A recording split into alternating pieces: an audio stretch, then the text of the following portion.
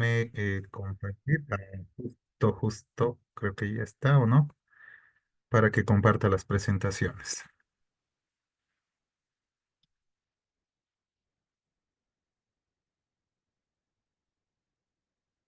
Doctorita, si me puede habilitar, ya está. Perfecto.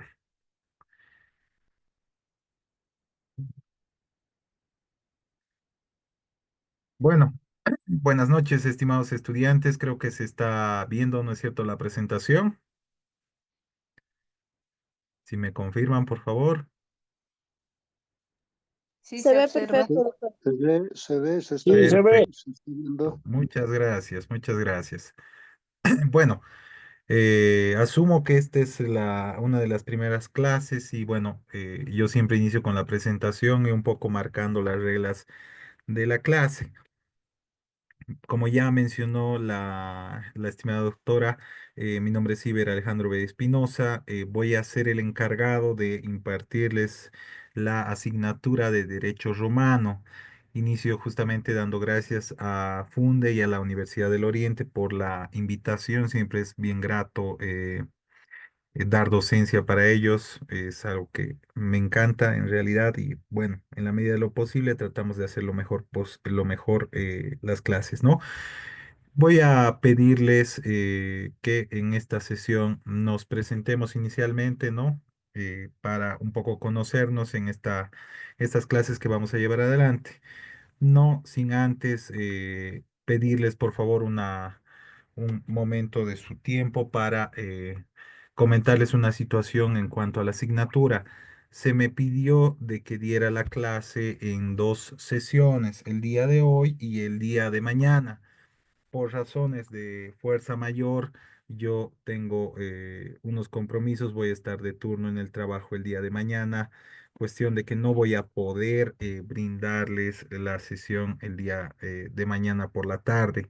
La mañana tengo otros compromisos igual académicos, por supuesto, que me impiden. En ese sentido, les quisiera, por favor, pedir si es que podemos abarcar los dos contenidos en esta sesión de noche y les pongo a Sí, consideración. estaría bien, doctor. Está ¿Sí? perfecto, doctor. No habría ningún De inconveniente. acuerdo, No les doctor. estoy escuchando. Ya, perfecto. Ya. Bueno, Doctor, voy a... buenas noches, doctor. Una consultita. Mira, yo ya había consultado con los encargados de Funde. Mira, yo estoy en pleno viaje. Si hay alguna actividad, por favor, después de las clases mañana sería que pueda responder, doctor. ¿Estaría bien? No te preocupes, estimado Leandro. Ya. Las actividades que yo las doy son para un tiempo prudencial, así que vas a tener el tiempo suficiente para poder realizarlas. ¿Ya? Bueno. Muchas gracias, doctor. Muchas gracias. No, más bien gracias a ustedes por la comprensión y mil disculpas. El trabajo a veces es así. Bueno, empecemos con mi presentación. Bueno, como ya les había mencionado, mi nombre es Iber Alejandro Bedia. Yo soy licenciado en Derecho y también Sociología aquí por la Universidad San Francisco Javier. También soy magíster en Derecho Constitucional y actualmente ya culminado la maestría en Derecho Económico, Regulatorio y Empresarial. Bueno, a lo largo de la trayectoria, créanme que el derecho romano es eh, muy fundamental en el sentido de que hemos adoptado mucho de lo que es justamente los contenidos que han sido desarrollados a lo largo de la historia de Roma y que han sido, por supuesto, adoptados y acogidos principalmente en la normativa civil y en la normativa de familia. En ese sentido, quisiera escuchar, por favor, una muy breve presentación de todos ustedes, a modo de que un poco nos conozcamos. Como ya había mencionado la doctora que nos está acompañando en esta sesión, no voy a pedirles que activen las cámaras, yo tampoco la voy a activar porque hay mucha saturación y es entendible que muchos de ustedes quizás estén a través del celular, ¿no? A fin de mejorar un poco la fluidez de la presente sesión, vamos a omitir la activación de las cámaras, pero quisiera escucharles, por favor, a la mayoría de ustedes para que hagan su presentación. Quisiera escuchar su nombre, de qué ciudad están tomando la clase y un poquito ¿Qué aspiraciones tienen en cuanto a la materia? Por favor, algún voluntario, voluntaria, por favor, para que Sí, empecemos, yo. quisiera ¿Ven? verla. ¿Sí? Bueno, me gustaría empezar. Mi nombre es Saúl Alfaro, soy de la ciudad de Potosí y aspiración es llegar a la licenciatura. Estoy viendo 6 subtítulos, uno de ellos está en inglés. ¿Do you speak English? Vamos a llevar algo en inglés?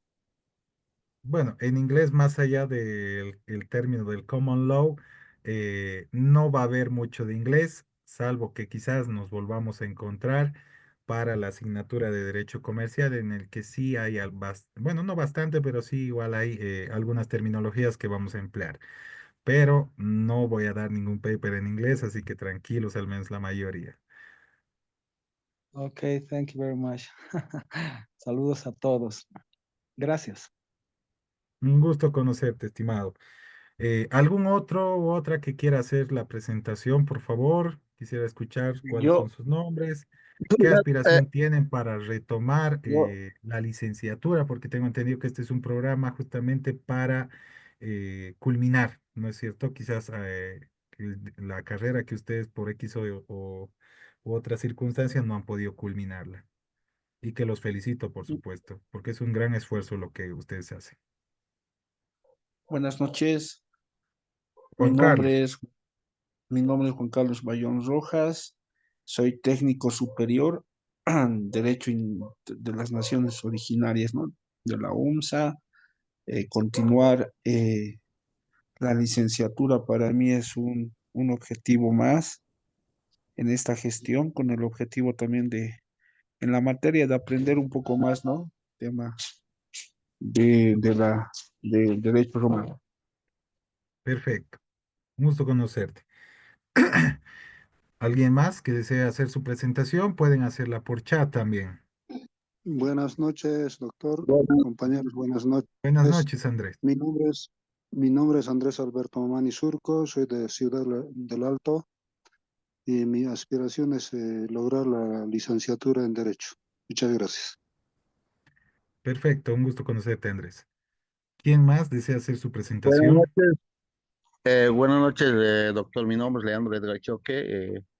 Bueno, yo soy de la ciudad de La Paz y porque soy parte de uno de los estamentos de una de las casas de estudio superior. Yo me encuentro en el norte de La Paz, ¿no? Por eso estoy un poco dificultado, ¿no? En este clases, espero su comprensión. Pero lo que decía usted, mira, las aspiraciones siempre es eso, ¿no? De concluir esta carrera que es muy valioso, ¿no? Y muy importante, especialmente para la clase social de donde yo soy, ¿no? Entonces, especialmente en áreas rurales donde más necesitamos, ¿no? Adquirir conocimiento. De esa parte, agradecer a Funde, a ustedes, señores docentes, por sacarse tiempo para que nos pueda transmitir el conocimiento. Nuevamente agradecer a la Funde y muchas gracias. Perfecto, un gusto conocerte, Leandro. ¿Alguien más?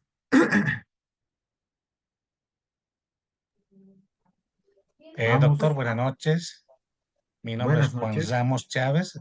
Soy de la ciudad de La Paz y queriendo concluir lo que es la licenciatura para finalizar conocimientos de Derecho Romano, todo eso, doctor. Muchas gracias.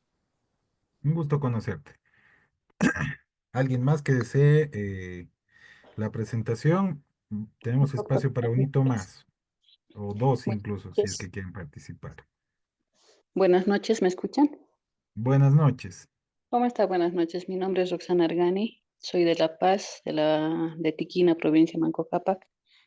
Yo estoy muy ansiosa de obtener muchos conocimientos, pero lo que me ha incentivado, o tal vez lo que me promueve a concluir con la licenciatura, es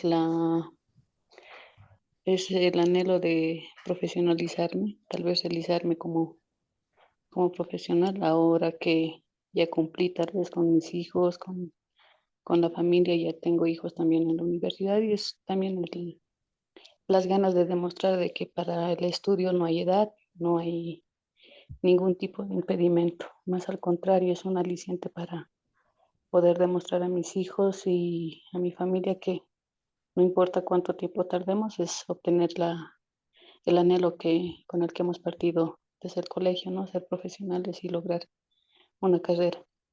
Gracias. Perfecto, un gusto conocerte, Rosana. Bueno, Buenas noches. Gloria, Mm, Mi nombre es Gloria Huanca, yo soy de La Paz, de la provincia de Ingavi, de la comunidad Yajamapampa. Es un placer realmente ser parte de este programa de licenciatura apoyado por FUNDE y la Universidad del Oriente, ¿no? Hay muchas expectativas de poder concluir con una carrera que empezamos en la Universidad Mayor de San Andrés. Me llamó mucho la atención el derecho desde los pueblos originarios y ahora que se da esta oportunidad para poder concluir con la carrera a nivel de licenciatura, realmente es un placer, ¿no? Es una de las carreras más que voy a terminar. Yo tengo varios estudios, tengo licenciatura, tengo maestrías también por ahí, pero el aprender el derecho, manejar las leyes y el poder aplicarlo realmente es algo nuevo, ¿no? Hay muchas expectativas laborales también por ahí. Estaría pensando de repente especializarme en el derecho agrario, ¿no?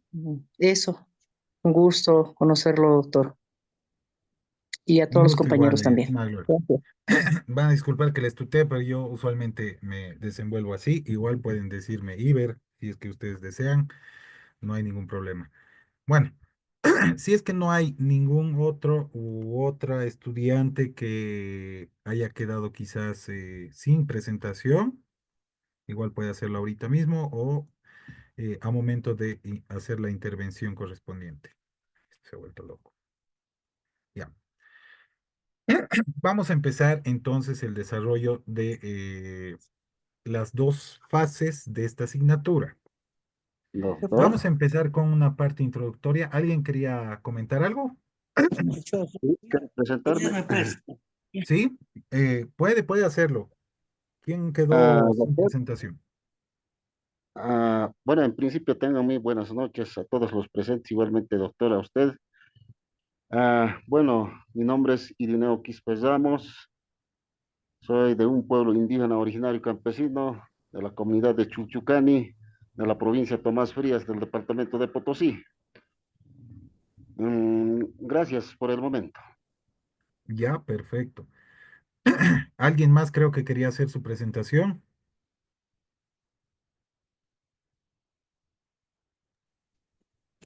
Ya. Buenas noches. Buenas noches, Rosendo. Sí, yo soy Rosendo Quispe, yo también estoy continuando de estudiar eh, Derecho y yo soy de La Paz. Y trabajaremos, queridos compañeros, hermano catedrático también, nos colaboraremos y yo estoy dispuesto para prepararme sobre Derecho. Gracias. Perfecto, estimado Rosendo. Un gusto conocerte. ¿Hay alguien más que quizás no haya sido partícipe de las presentaciones? Creo que ya no. ¿Ya? Bueno, como ya les había comentado anteriormente, el derecho romano es muy importante en el sentido de que ha sido uno de los antecedentes y actuales pilares sobre los que se ha construido el derecho actual, al menos en nuestra región, en nuestro Ya país, estamos. ¿no? Hemos mencionado de que varias instituciones del derecho romano han sido acogidas en nuestro sistema. Vamos a ver algunos puntos principales como la personalidad, tema de obligaciones y demás. El mismo matrimonio a lo largo de estas sesiones. Van a disculpar, estoy queriendo un poco resfriarme, así que constantemente voy a estar molestando la garganta, pero igual. Habiendo dicho eso justamente en cuanto a la influencia del derecho romano a nuestro derecho actual, tenemos que hacer una pequeña distinción justamente a razón de esta influencia troncal que ha generado en el derecho. En cuanto a las dos vertientes, tenemos el civil law y el common law. dos tipologías, si ustedes quieren verlas en cuanto al derecho. Una se va a basar principalmente en el manejo codificado y escrito, y el otro más en la costumbre y en un conjunto de fallos que van a sentar decisiones de carácter obligatorio que esencialmente constituyen lo que se denomina jurisprudencia y que sirve un poco de reemplazo para el tema de una normativa escrita expresamente y que va a ser un pilar fundamental para el civil law. En el common law más se va a basar, como les digo, en este conjunto de decisiones que van a sentar precedentes para la aplicación del derecho, que va a constituir una de las fuentes principales de aplicación. En el civil law, la aplicación principal del derecho se va a basar en normativa escrita. Por su parte, no es que nosotros no usemos el tema de decisiones en cuanto a un caso en concreto. Las decisiones en cuanto a un caso en concreto, para su conocimiento o para refrescar un poquito su conocimiento, perdón, se va a denominar jurisprudencia, ¿no? En nuestro sistema, la jurisprudencia no es una fuente fundamental, la podríamos llamar, pero sí es una fuente interpretativa para la aplicación del derecho.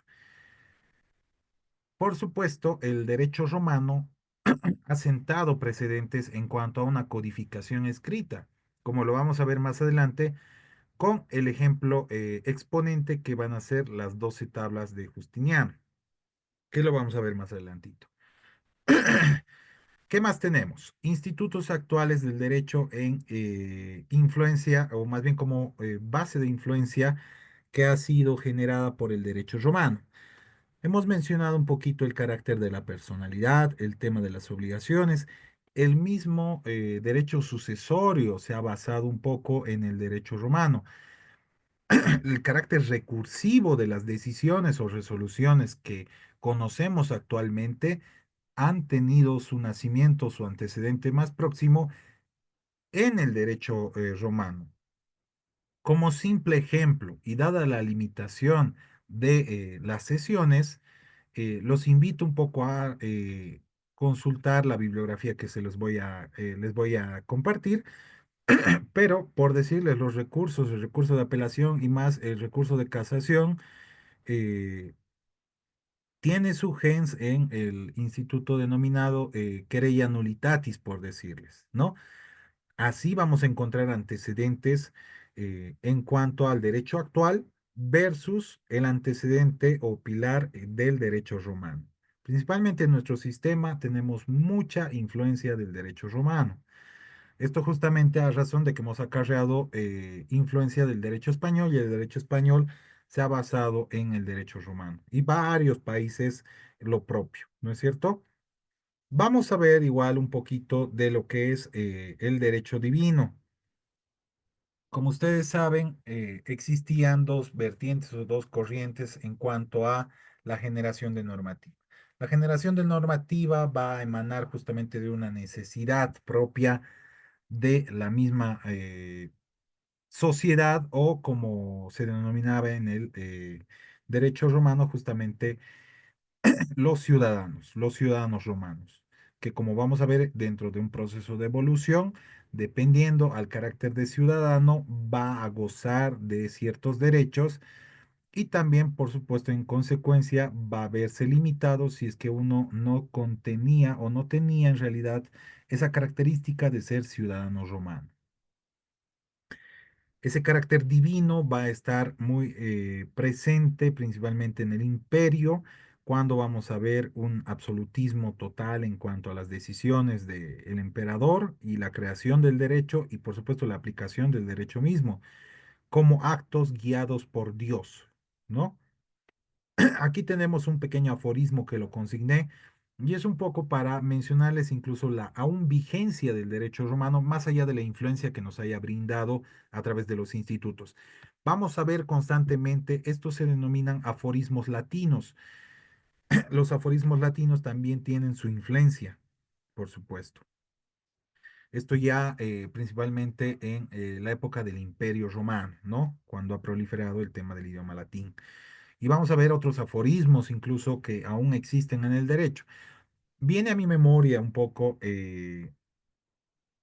algunos abogados que les encantaba aplicar aforismos latinos o principios del derecho romano como fuente del derecho actual.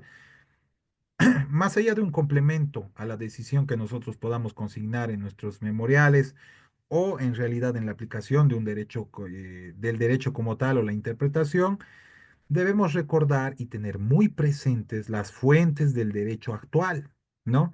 A fin de aplicar correctamente la normativa que sustente el carácter o el derecho que nosotros estamos pretendiendo hacer efectivo, ¿no? Entre esto vamos a mencionar este pequeño aforismo que se denomina Damihi factum dabo tibi jus. ¿Qué quiere decir esto? Dame el derecho, dame el hecho y te daré el derecho. Un pequeño aforismo. Aquí quisiera hacer una pequeña actividad démonos unos 5 minutitos y quisiera que me encuentren algunos aforismos comunes que apliquemos en el derecho y que les llame la atención. Abrimos actividad de 5 minutitos, por favor.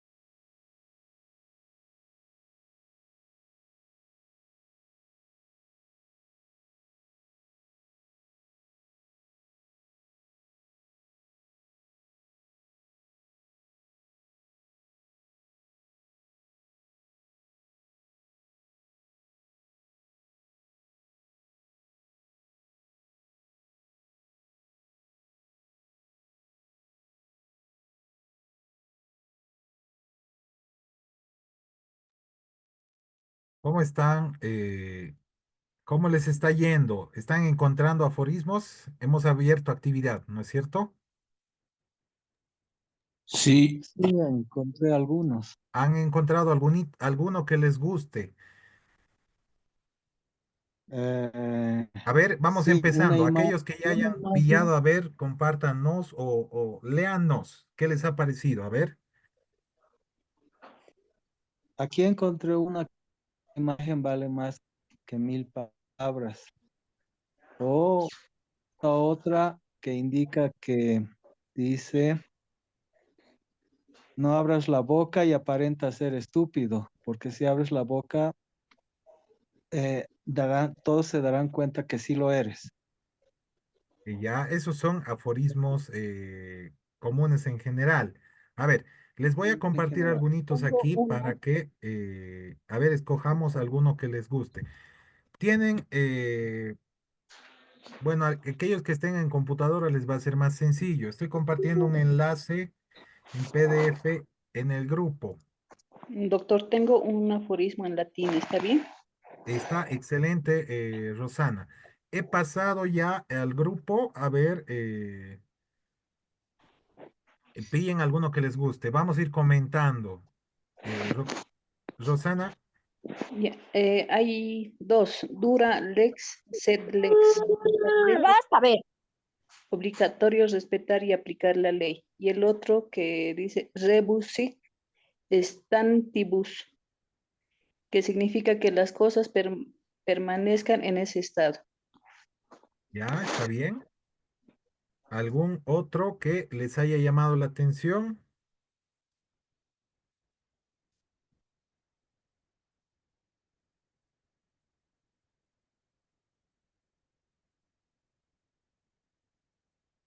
A ver,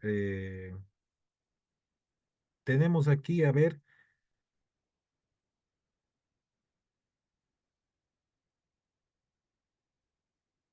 aquí tenemos uno bonito, que es justo para derecho de daños. Yo tengo uno. La acción ¿Sí? que no ha nacido no prescribe. Ah, perfecto, perfecto, muy bien para tema de prescripción. Hay igual me estoy acordando ahorita, es que no usamos mucho, eh, pero están dentro del derecho actual, como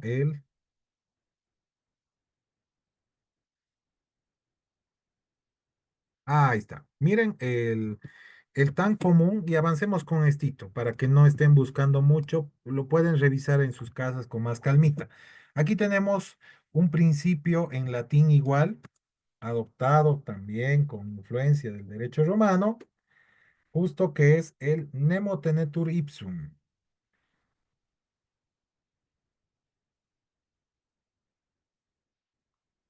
¿Alguien recuerda ese principio? Ese principio, este es un principio muy aplicado en el derecho penal. Nemo tenetur ipsum. ¿Qué se refiere? Es un principio de derecho fundamental que refiere que nadie está obligado a acusarse a sí mismo. Esto está muy vinculado, por decirles, estimados estudiantes, con lo que es el principio no acusatorio en materia penal, ¿no? Nadie está obligado a confesar o a confesar algún delito o a declararse culpable. O sea, el mero hecho de uno aceptar la culpabilidad no es suficiente para atribuir el carácter de autoría de algún delito. Corresponde fundamentar bien esa decisión. Esto, por supuesto, en materia penal. ¿Ya? Así vamos a ir encontrando aforismos que vayan a estar muy ligados a principios del derecho penal. ¿Ya? Son muy bonitos en realidad los aforismos en latín vinculados al derecho, porque hay, como hemos visto, hay aforismos también comunes. Vamos continuando. ¿Qué más tenemos?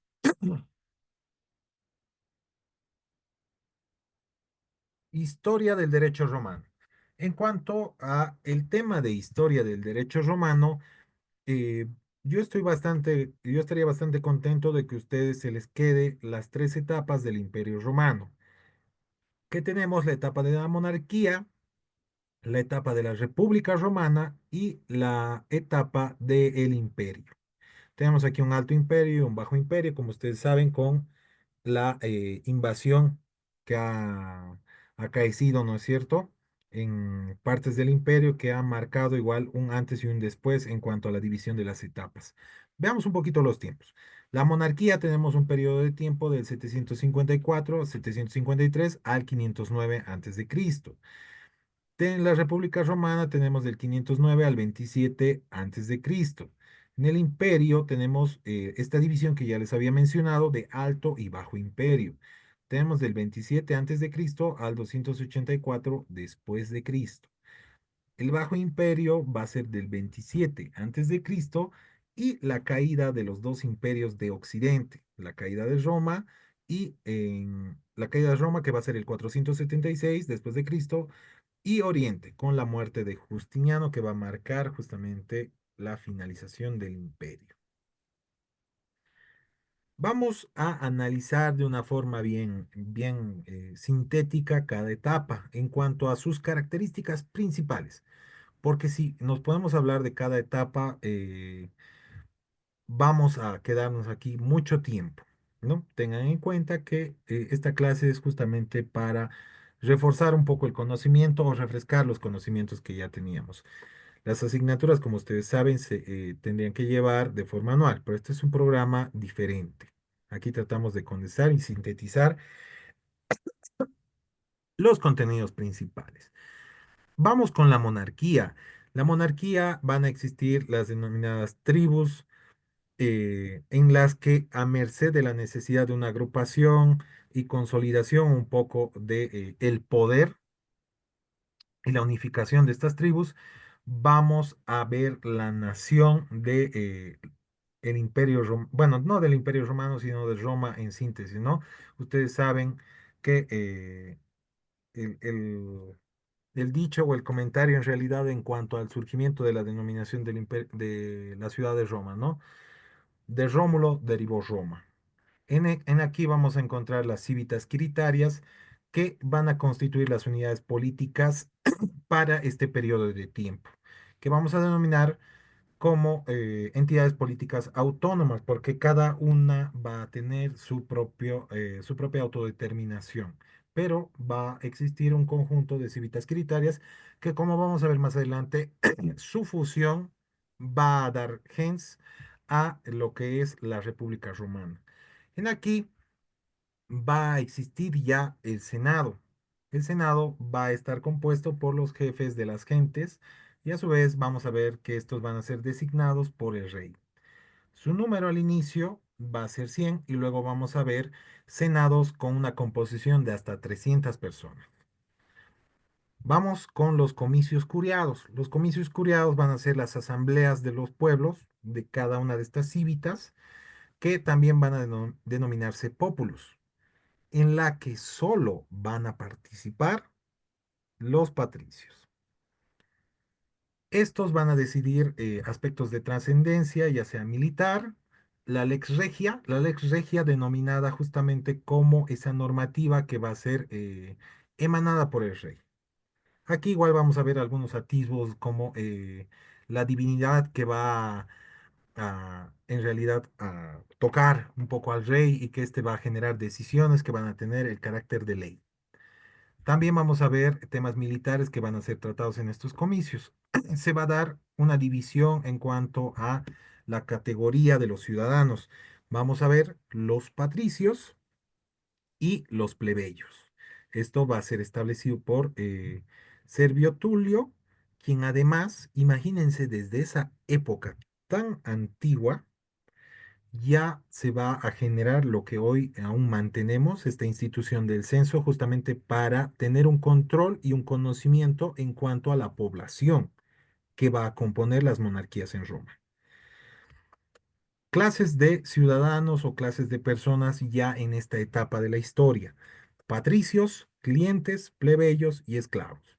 Los patricios van a ser estas personas justamente que van a tener un estatus, el estatus más alto, obviamente por debajo del rey, pero que van a gozar de todos los derechos y, por supuesto, de privilegios. Los clientes, por su parte, van a ser personas extranjeras que no van a formar parte de Roma, pero que van a, merced del comercio quizás o de algún tránsito que realicen en cuanto a la comercialización y demás, van a estar presentes en estas ciudades. Sin embargo, no van a tener el rango de los patricios, pero van a gozar de determinados derechos. En última instancia, tenemos a los plebeyos que van a constituir justamente uno de los estratos más bajos. Por supuesto, van a ver limitados también sus derechos. Y en el último estrato de este escalafón de ciudadanos y también de derechos de derechos y privilegios, en realidad aquí hablamos de privilegios, tenemos a los esclavos, que por supuesto van a tener una carencia de derechos y van a estar sujetos a muy muy limitados derechos, como vamos a verlo más adelante, pero vamos a ver una reforma en cuanto a la situación de estos y un mejoramiento en el rango, que incluso, me estoy adelantando un poquito, pero gracias al ex Canuleia, van a poder incluso contraer matrimonio con personas de otros estratos. Caso más exponencial va a ser con los patricios, pero vamos a ver una consecuencia emergente de este matrimonio, como el matrimonio, incluso ven desde Roma, genera estos efectos jurídicos en cuanto a los derechos. Y también va a generar efectos en cuanto a los hijos que emanen de estas uniones. Pero eso vamos a verlo más adelantito con calma. Aquí tenemos una pequeña imagen de lo que podría haber sido el Senado en esas épocas. Vamos continuando con la República. La República se va a sentar con la derroca de Tarquino y con él va a eliminarse lo que era la monarquía, ¿no? Prácticamente un estado, en este caso, en el cual existía una monarquía en la que el soberano, o en este caso el rey, pues era la máxima autoridad, ¿no? Tenemos una reivindicación de los derechos de los plebeyos para participar en la concilia plebis. Van a tener representantes los plebeyos y el reconocimiento de un magistrado plebeyo. Imagínense, todo ese grupo va a estar representado, aunque sea en realidad, no podríamos hablar de una minoría en el sentido de población, pero sí una minoría en el carácter de derechos. Aún siendo minoría, van a tener su representante, un magistrado plebeyo. El tribuno de la plebe, que también se denominaba, quien gozaba de inmunidad y defendía los derechos de los plebeyos. Aquí me viene mucho a la mente cómo se ha adoptado un poco de esta modalidad al derecho comercial en cuanto a las sociedades anónimas. En la sociedad, las sociedades anónimas, por decirles, son sociedades de capitales grandes, en los que existen, por supuesto, minoritarios, vale decir, accionistas que no tienen mucha representación accionaria dentro de la sociedad, pero no por el hecho de tener una muy limitada o disminuida participación accionaria versus los otros accionistas, van a no estar representados. Ha sido adoptada incluso, imagínense, desde este tiempo para que exista, por decirles, en el derecho actual y tomando un poco de referente el derecho comercial, un accionista que represente a los minoritarios. O ya desde Roma y desde el antecedente principal, estos plebeyos van a contar con qué, con un magistrado plebeyo o un tribuno de la plebe, que también era un denominativo para esta representación, que va a gozar de inmunidad, por supuesto, para ejercer adecuadamente la representación y la protección de este grupo. ¿Qué más tenemos? La ley de las 12 tablas, que se va a sentar en los años 451, 450 antes de Cristo. Regía esta ley tanto a los patricios como a los plebeyos y se va a dar dentro de este periodo de tiempo lo que les había estado adelantando un poquito. La Lex Canuleia, en el año 455 a.C., que va a sentar un precedente para generar mayor igualdad hacia los ciudadanos. En este caso, a partir de una posibilidad de contraer matrimonio o casarse entre personas de distintos estratos, patricios y plebeyos, lo que se va a denominar el derecho del justae nuptiae, que en esencia es un derecho a contraer matrimonio. Las magistraturas van a reemplazar al rey. Existen dos magistrados nombrados por el populus y van a ser ratificados por el Senado, llamados también cónsules, quienes van a tener el poder y su cargo va a ser anual. Ahora con el tiempo van a irse añadiendo más magistrados, por supuesto, pero este va a ser el gens. ¿Qué más tenemos? El Senado va a ser el órgano más importante. ¿Por qué? Si se fijan, los magistrados que van a ser electos, que supuestamente van a tener el poder de decisión y demás, van a ser elegidos o ratificados en primera instancia por el pueblo y van a ser ratificados por el Senado. ¿Qué antecedente tenemos en cuanto a esto, estimados estudiantes? Un poco para irnos y contextualizar un poco esta modalidad con una modalidad de selección, ya hablando de autoridades judiciales. Las elecciones que vienen, que vamos a elegir. Muy bien, Juan Carlos. Si se fijan, son nombrados por el pueblo y ratificados por el Senado. Como ustedes saben, es todo un proceso el que se ha llevado adelante para que veamos la luz de los candidatos que han sido habilitados. Pero en última instancia, aquellos que han sido validados o han sido elegidos han sido realizados por la Asamblea Legislativa.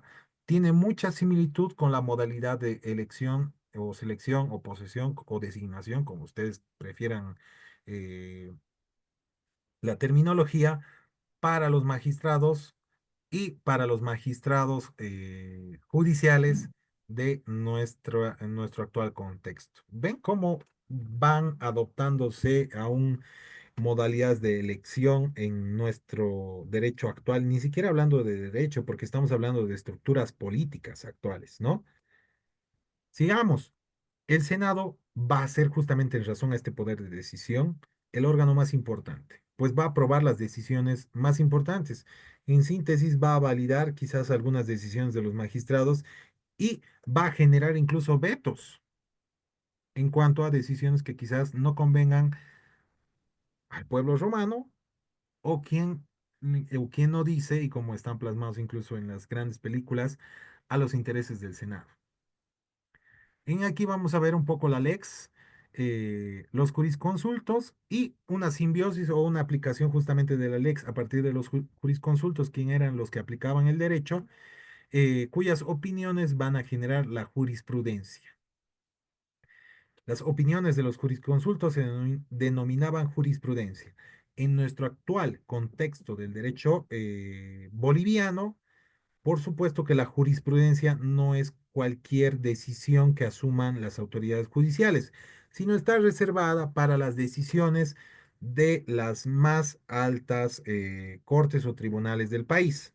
En este caso hablamos justamente de los magistrados del Tribunal Supremo, magistrados del Tribunal Agroambiental, y, por supuesto, los magistrados del Tribunal Constitucional. Existía alguna vertiente que estaba viendo por ahí que decía de que jurisprudencia también podía constituir alguna decisión que se haya aplicado en torno a un caso en concreto, no necesariamente por las altas autoridades de los tribunales. Debatible. En derecho vamos a ver diversas opiniones y diversas interpretaciones en cuanto a la norma. Tema de jurisprudencia lo podemos analizar desde un punto de vista doctrinal, quizás para adoptar determinada postura, pero hasta donde la práctica impera, las decisiones de las más altas cortes actualmente constituyen jurisprudencia. ¿Ya? Aquí tenemos una fotito de las 12 tablas, ¿no? Vamos a analizar el Principado. ¿Qué es el Principado? Es un gobierno, o más bien era denominado principado, el gobierno que se daba entre el Senado y el príncipe o emperador. Aquí vamos a ver una interesante simbiosis entre este conducir, ¿no? Por estas dos autoridades, que un poco tiene mucho que ver con la teoría de los dos poderes, en el que va a haber una puja, ¿no? De intereses y de decisiones. Aquí tenemos la teoría de las dos espadas, que les invito si alguno desea leer, por el Papa Gelasio I. Vamos a tener también la edicta, que van a ser normas para todo el imperio. La mandata, que van a ser instrucciones para los funcionarios, sean gobernadores de provincia. La decreta, decisiones judiciales del emperador. Decreta lo podemos vincular actualmente con los decretos supremos que son emitidos por el órgano ejecutivo, en este caso por el presidente. El presidente nos emite decretos supremos en cuanto a determinados aspectos. Uno de los decretos resaltantes que podríamos mencionar como antecedente o como antecedente de esta decreta emitida como una decisión judicial del emperador a nuestro derecho actual o a nuestra Bolivia actual, a nuestro contexto jurídico actual, podría ser ese decreto que ha modificado el tema de la comercialización de los hidrocarburos, en este caso más propiamente dicho si no estoy mal, ha sido para el diésel y la gasolina, ¿no? A Que los ha privados. exacto, que ha posibilitado de que los privados puedan realizar esta operación de comercio. Un poco de comentario en esto. La misma Constitución nos establece como recurso estratégico y como una facultad privativa del Estado para realizar esta cadena productiva y desembocando, por supuesto, en las operaciones de comercio de los hidrocarburos al gas como monopolio o como monopolio en realidad de este recurso atribuible al Estado boliviano. Eso les hablo a partir de la Constitución. Sin embargo, vemos que con un decreto supremo se ha generado esta soltura en cuanto a la comercialización. Si hablamos en un sentido estricto, estaremos viendo de que un decreto supremo ha modificado o ha interpretado, si ustedes quieren, o ha dado alguna soltura y flexibilidad emergente del contexto actual a una decisión o a una disposición constitucional, que por supuesto nadie ha cuestionado en razón al propio contexto y las mismas circunstancias que están dándose en Bolivia, pero corresponde realizar este análisis, dado que estamos viendo un poquito este antecedente del decreto supremo con la decreta del Principado en la época del Senado. ¿Qué más tenemos? La rescriptia, que va a ser la respuesta del emperador a consultas realizadas en cuanto al derecho.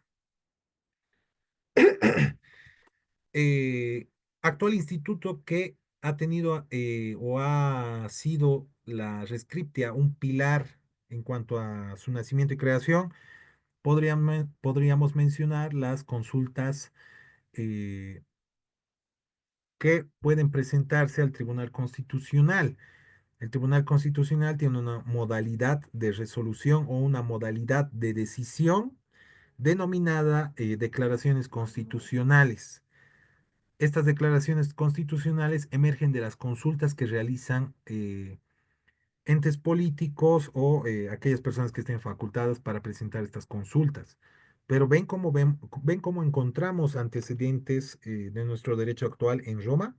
Y aquí tenemos una pequeña imagen que podría un poco contextualizar esta distinción o esta dualidad de poderes entre el caso en concreto que estamos viéndolo, entre el príncipe o emperador y el Senado, ¿no?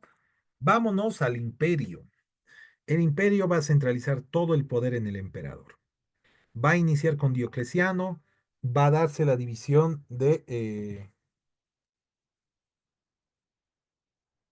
espéreme un instante, ha pasado algo raro.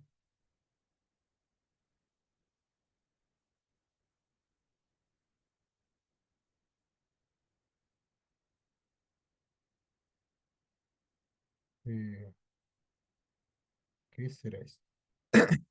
Ya, van a disculpar.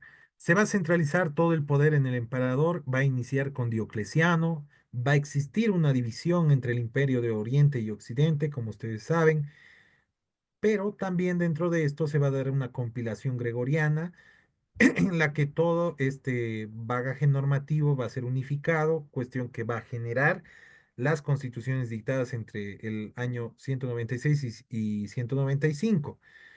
Va a haber una compilación también hermogeniana, constituciones dictadas en el 291 y 324. Vamos a tener también el Código Teodosiano, que son 16 libros que contienen constituciones de Constantino y Teodosio II, relativas al derecho privado, público y fiscal. Imagínense estas compilaciones ya desde esa época teníamos sistematización normativa. Imagínense. Lo que actualmente nosotros lo dividimos en códigos, ya se realizaba un pequeño antecedente en el imperio. Tenemos también otras codificaciones. Tenemos los códigos de Justiniano que también se denominan, ¿no?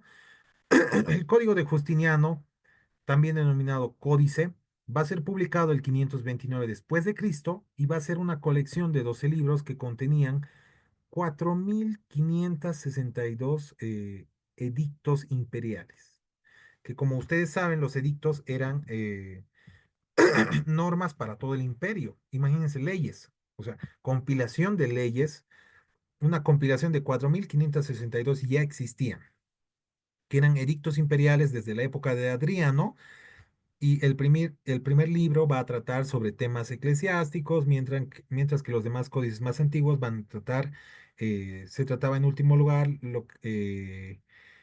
vemos un desplazamiento, ¿no? En cuanto a la primacía de la religión y un poco va a estar desplazada. Dentro de este código, por supuesto, vamos a ver normativa de obligaciones, temas sucesorios, familia, temas de muerte, esclavitud y demás. Veamos el digestum o pandectae. Va a ser publicado en diciembre del año 533 después de Cristo y va a ser un compendio de opiniones legales, ojo, de célebres juristas romanos del pasado. Recordemos que entre las fuentes del derecho encontramos la ley, la jurisprudencia, la costumbre y en última, bueno, no en última instancia, pero como una de las fuentes, podríamos llamarla de menor categoría o estándar a partir de las otras o a diferencia de las otras, ¿qué cosa? La doctrina, que justamente son las opiniones de los estudiosos del derecho, ¿no es cierto? Aquí vemos un precedente y una compilación justamente de estas opiniones en el digestum. Vamos con las instituciones. Las instituciones van a ser publicadas también en diciembre del 533 después de Cristo. Van a ser una especie de manual de cómo utilizar el Códex y el Digestum para los estudiantes de derecho que pudieran entenderlos y aplicarlos mejor.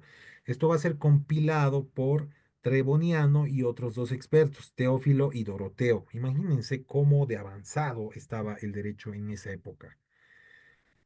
Tenemos la Novelae Constituciones, las novelas o nuevas leyes, que fueron una colección de los edictos imperiales dictados por Justiniano entre el 534 y el 565 después de Cristo.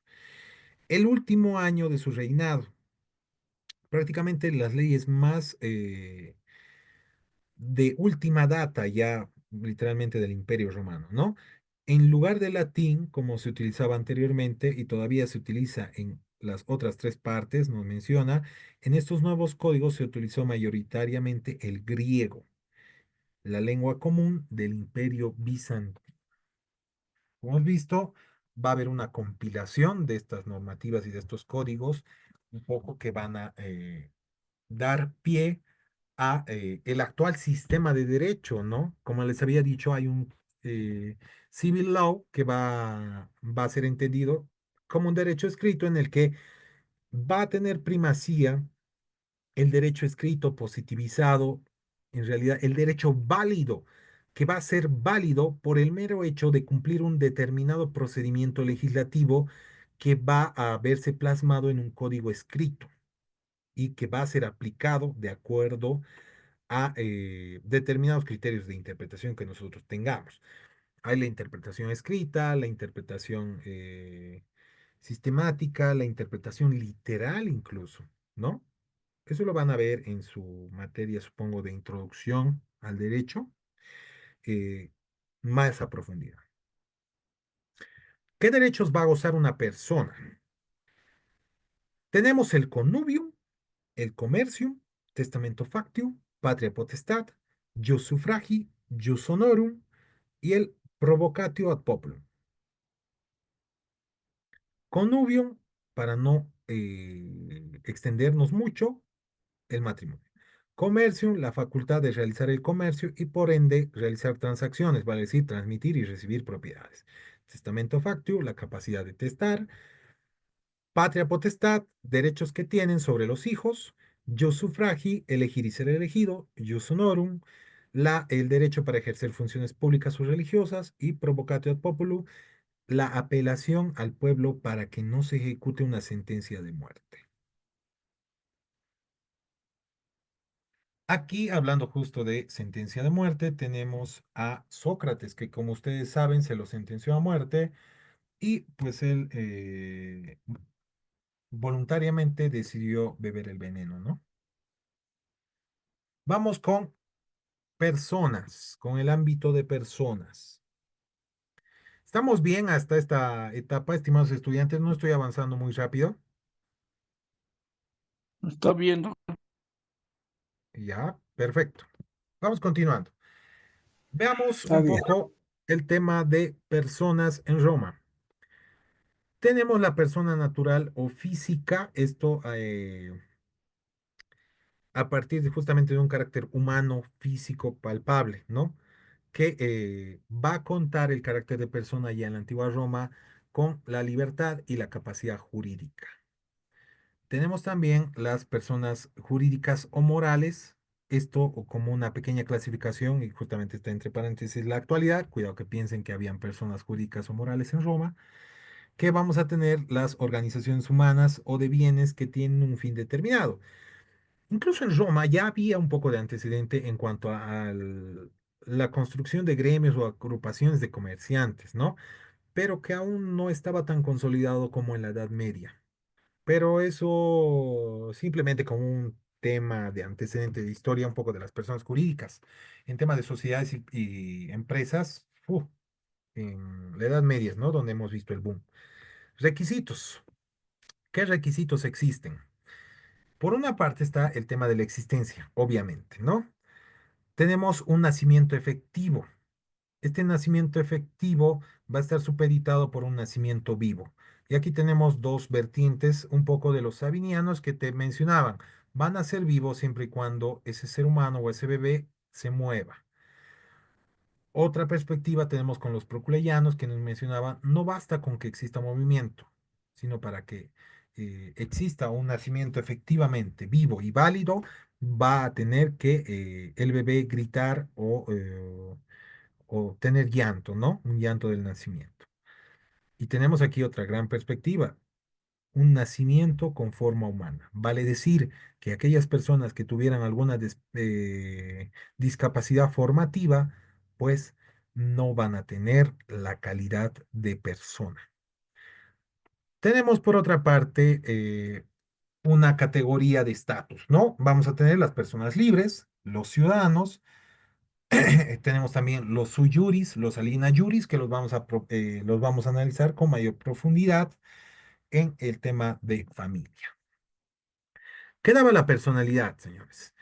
La personalidad va a dar libertad, va a dar derecho de ciudadanía, derechos de familia o de asignación, que en síntesis van a constituir estatus o ciudadano, el estatus de ciudadano. Si no se tiene personalidad, no se tiene nada. No vas a poder tener bienes, no vas a poder ser parte del Estado y vas a ser simplemente un detentador de cosas. En este caso también tenemos en el estrato más bajo un poco de quienes no tenían personalidad o la tenían muy limitada. Vamos a ver a los esclavos y a los ciudadanos. Ciudadanos también como un pequeño avance en cuanto a aquellas personas, como les había mencionado, que venían a la ciudad esporádicamente por razones de comercio, pero que no tenían el rango de ciudadano, perdón, de ciudadano romano, o en este caso podríamos denominar también patricios, ¿no? Pero vamos a ver una evolución en cuanto a esclavos y ciudadanos, que ya hemos visto incluso los avances, ¿no? Con la ley Canuleya, el tema de las uniones y los efectos un poco que van a generar estas uniones. Pero a fin de determinar un criterio cabal de personalidad, veamos una diferenciación entre aquellas personas que gozaban de derechos, los denominados ciudadanos, y aquellos que veían sus derechos bien limitados, denominados esclavos. Veamos un poco ahora, de una forma más desarrollada, lo que constituía la ciudadanía. La ciudadanía eh, va a nacer por nacimiento. Nosotros nacemos en determinado estado, por el simple hecho del nacimiento, nosotros vamos a gozar de derechos y obligaciones. Vamos a adquirir en esencia la personalidad.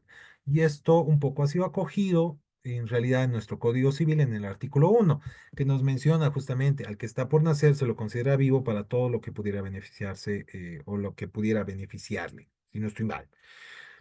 El hijo va a seguir la condición de la madre. Vale decir, si la madre era esclava, el hijo va a ser esclavo.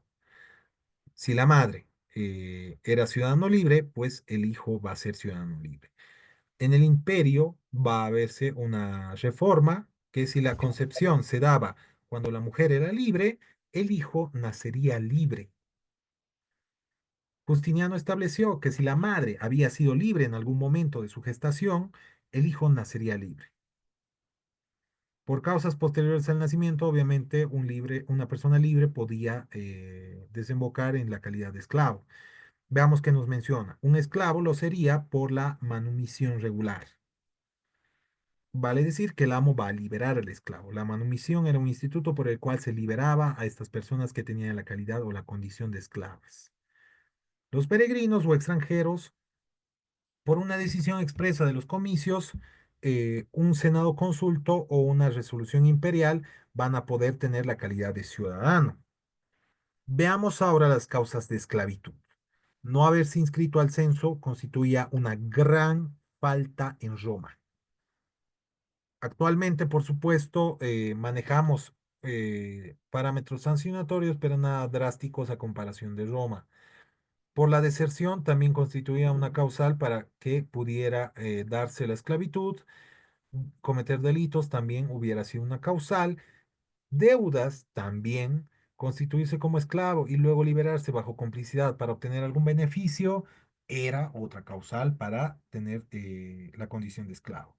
Por sentencia ante la comisión de delitos, pudiendo obligarse a trabajar en minas hasta morir, literalmente, ¿no? Las mujeres, en caso de tener relaciones sexuales con un esclavo sin permiso del amo, podía también haber sido,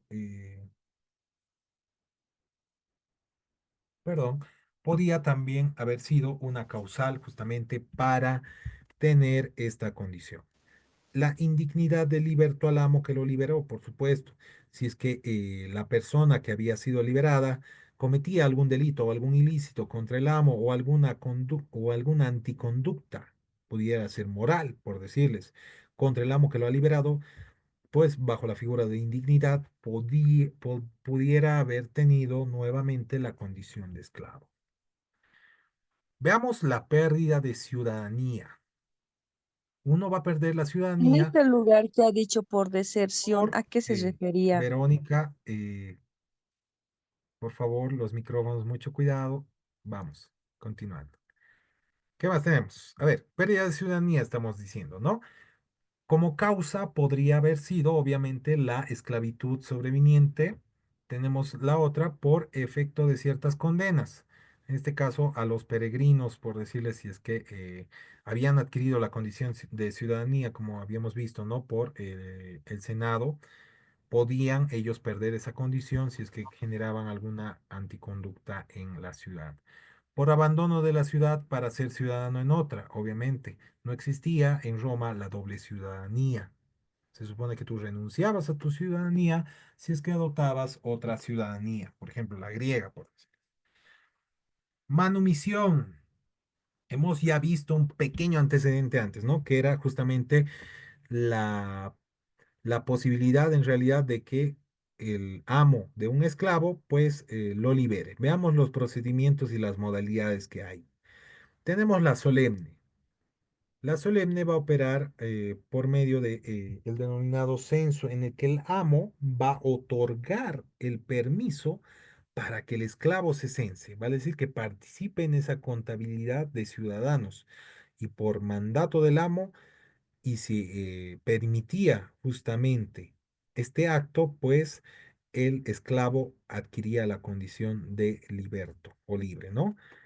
La vindicta es un acto solemne ante el magistrado con la concurrencia del amo, un esclavo y un testigo, en el que prácticamente se hacía un acto de liberación, donde el testigo justamente atestiguaba esta situación, por supuesto, ante una autoridad competente, en este caso el magistrado. El testamento directo va a ser por medio del testamento, va a ser por medio del testamento esta modalidad directa, o el testador va a conceder la libertad por su voluntad. Veamos ahora la otra modalidad no solemne, que va a estar establecida por Justiniano. Podíamos, o en Roma se podía emitir la manumisión o la libertad a ese esclavo mediante una carta en la que tenían que intervenir, por supuesto, en la redacción del contenido de esta carta, 5 testigos. Entre amigos, con 5 testigos, por permitirse usar el gorro frigio de la libertad en determinadas ceremonias. Tenemos la última, por llamarle y tratarle socialmente como hijo. Ejemplo exponencial de esta situación la tenemos adaptada en una película. ¿Alguien recuerda cómo se llama esa película?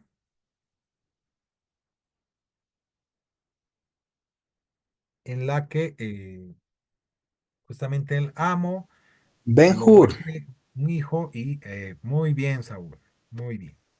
La película Ben. Aquí tenemos justamente una foto de las escenas de Ben-Hur, donde lo trata como un hijo, le da agua, lo viste y demás, ¿no? ¿Qué más tenemos? El estatus familiar, vale decir, la personalidad. Vamos a acabar esta primera etapa y luego nos vamos a dar un pequeño break de unos 10 minutitos y luego vamos a continuar con la segunda etapa, ¿ya? Veamos la personalidad. Vamos a tener dos categorías, el sui juris y el aliena juris. Esto en cuanto a una división de estatus en el entorno familiar, que lo vamos a ver con mayor detenimiento en materia familiar en Roma, ¿ya? Tenemos la capitis diminutio, que era la posibilidad de que uno disminuya su personalidad. Vamos a ver máxima, media y mínima. La máxima era la pérdida de la libertad. La media era la pérdida de la ciudadanía romana. Y la mínima era la pérdida de los derechos dentro de su familia. Por supuesto, aquí por el sui juris, quien va a ser también denominado el pater familis, quien va a tener una disposición sobre todos los miembros de su familia. La aliena juris era generalmente la mujer, aquella justamente que se encontraba bajo sometimiento, podríamos denominarlo, del sui juris. Veamos otra. En cuanto a la ciudad, seguimos en la personalidad. Estimatio. También podía verse si es que el honor del ciudadano era cuestionado, ¿no es cierto? Tenemos orden y dignidad. Aquí vamos a tener castas, ceremonias, costumbres y reglas de la ciudad, que si es que no se cumplían, por supuesto, podía haberse envuelto una sanción o disminución de la personalidad. La religión era otra forma en realidad, ¿no? De mantener vigente esa personalidad. Vamos a tener los fieles o cristianos, ortodoxos o cristianos, los herejes o infieles, apóstatas y judíos. Si ustedes recuerdan, incluso en Roma existían una discriminación justo hacia este colectivo o a esta religión o a estos, en realidad este grupo, ¿no? Que descendían o tenían esta religión cristiana, que posteriormente, como vamos a verlo, o más bien no lo vamos a ver, pero en Roma después ha sido una religión oficial, pero sí se ha visto envuelta mucho en la historia romana, ¿no? Una serie de avances y retrocesos. Si ustedes recuerdan, Nerón, ¿no?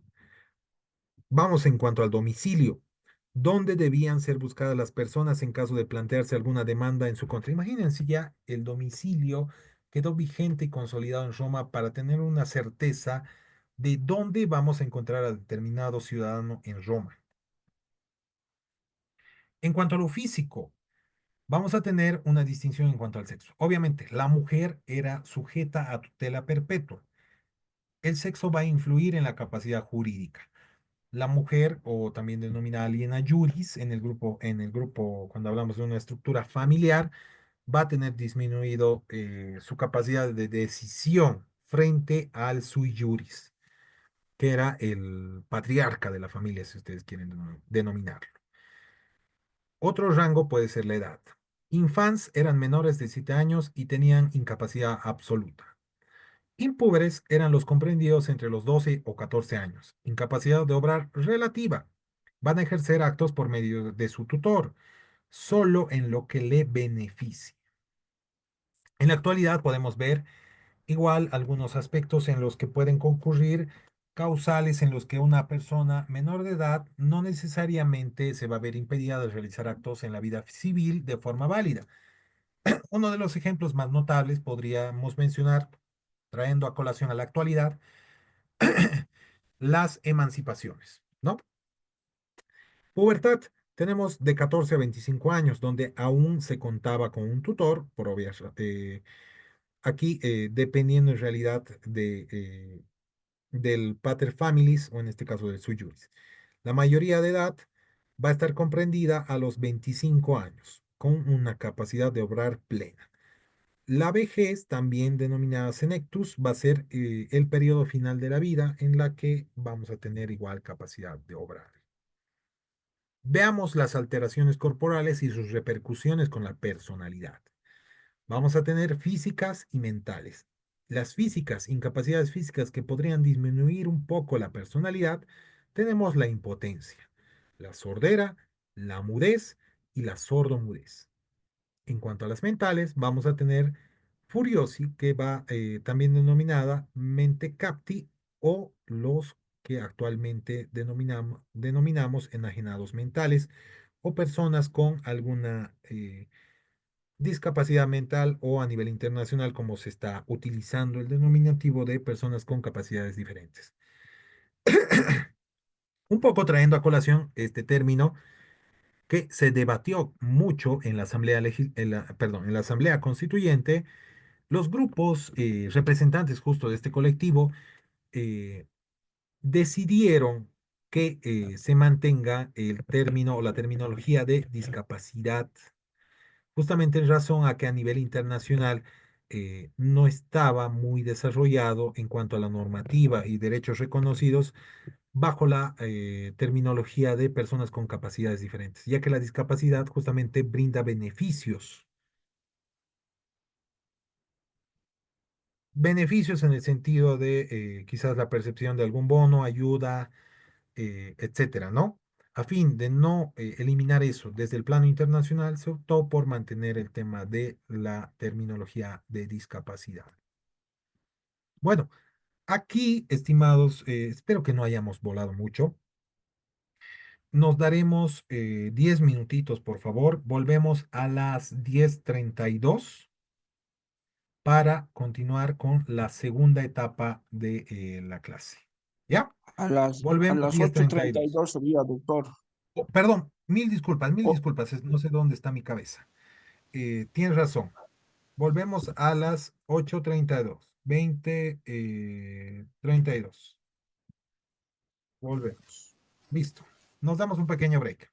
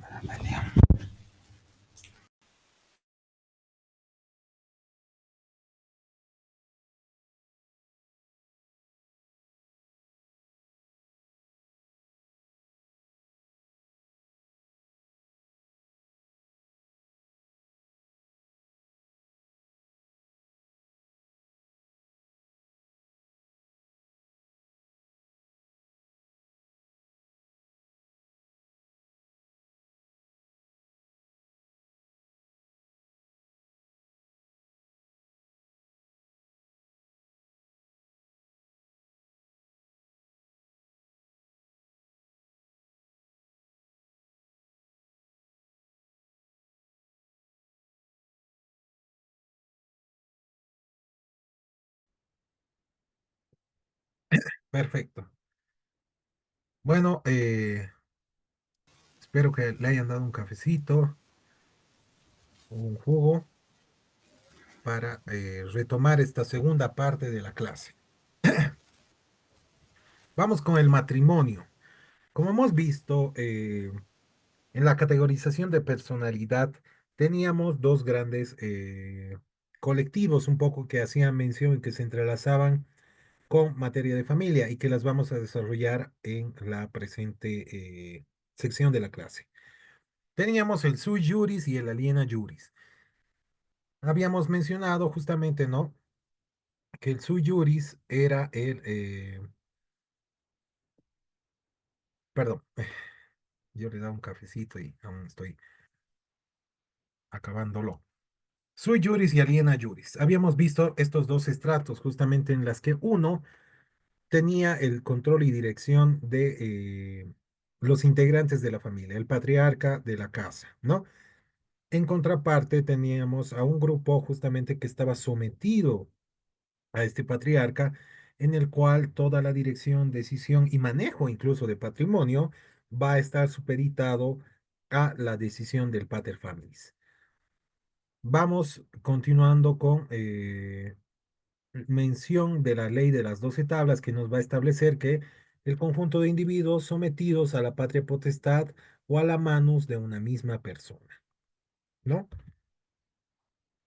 En cuanto al matrimonio, hemos visto en cuanto al matrimonio, hemos visto justamente el Justae Nuptiae o Justum Matrimonium, este último nuevo, por supuesto, pero que en esencia constituía ese derecho para contraer matrimonio, ¿no? Una unión conyugal monogámica. Antes solo era entre castas hasta que se va a dar la Lex Canuleia, como ya hemos visto, que posibilita la unión de patricios con plebeyos. Parentesco. En cuanto al parentesco, podríamos mencionar estas diversas tipologías de familia. Familia agnática, que va a existir un parentesco natural de dos personas descendientes unas de otras de un tronco común, aplicable tanto a la línea femenina como masculina. Tenemos la familia conáctica. El parentesco civil fundado sobre la autoridad parental o marital es únicamente por la línea paterna. Todos los individuos que estaban en sujeción del pater familis o también los denominados adoptados. En cuanto a familia, actualmente tenemos una denominación bastante no singular, sino regulada de la siguiente manera. ¿Qué nos dice? El matrimonio y la unión libre son instituciones sociales, instituciones. En Roma se daba un gran valor a la familia, por supuesto, más aún cuando el poder, como ustedes han visto, era administrado, dirigido por por el patriarca de la casa, por el pater familis, ¿no? Lo propio en la actualidad, la familia cobra un rol fundamental para el Estado y para la sociedad. Tanto es así que ha sido identificado como una institución por la Ley 603, que es también denominada el Código de las Familias. ¿Qué más nos dice? Son instituciones sociales que dan lugar al vínculo conyugal o de convivencia, orientado a establecer un proyecto de vida en común, siempre que reúnan las condiciones establecidas en la Constitución Política del Estado y el presente Código. Conllevan iguales efectos jurídicos tanto en las relaciones personales o patrimoniales de los cónyuges o convivientes como respecto a las y los hijos adoptados o nacidos de aquellos. Las uniones libres deben reunir condiciones de estabilidad y singularidad, y en el matrimonio y la unión libre se reconoce el término de cónyuge sin distinción. En cambio, en la antigua Roma vemos, por supuesto, una categorización de sui juris y aliena juris. Vamos con la patria potestad. Espéreme un instante.